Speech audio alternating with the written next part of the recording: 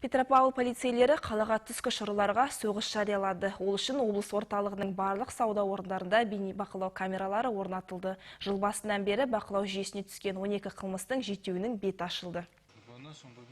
Мына бейне бақылау камерасы арқылы түсірілген. Мұнда жас жігіт сатушының шығып кеткендігін пайдаланып, сөрелерде жатқан төсек орындардың бірнешеуін ұрлап әкеткендігін көруге болады. Ұрлар әдетте сауда орындарында, базарларда, жолаушыларға лық толы қоғамдық көліктерде жүреді. Олармен күресу үшін биыл Петропавлдың сауда нүктелерінде бейне бақылау камералары орнатылды. Айталық, Алтын Арман базарында тәртіп сақшылары жыл басынан бері тіркелген 12 ұрлықтың жетеуін ашты. На рынке также установлено 48 камер. Алтын Арман базары облыс орталығының ең ірі сауда орны болып табылады. Мұндағы сатушылар мен сатып алушылардың қауіпсіздігін қамтамасыз ету үшін павильон мен ашық аспан астындағы базарда 48 бейне бақылау камера орнатылған. Жыл басынан бері орын алған 12 ұрлық оқиғасының жетеуі бір тәулік ішінде ашылды. Таспаны бір айға дейін сақтаймыз. Бақылау жүйесінің назарына түскен тағы бір оқиға базарда орналасқан жазғы кафеде орын алды. Осы жолы ұры даяшының ұялы телефонын және сатуға қойылған тауарларды жымқырмақ болған. Это был выходной день у нас, был дождь. Сол күні жаңбыр жауғандықтан келушілер аз болды. Біз әдеттегіден ерте кеттік. Жазғы кафенің есігі жабылмайды, сондықтан біз тауарды кілттеп қоямыз. Таңертең жұмысқа келгенде құлып сындырылғанын байқадық. Бірден полицейлерге бардық. Қуанышымызға орай ұрыны сол күні-ақ тапты.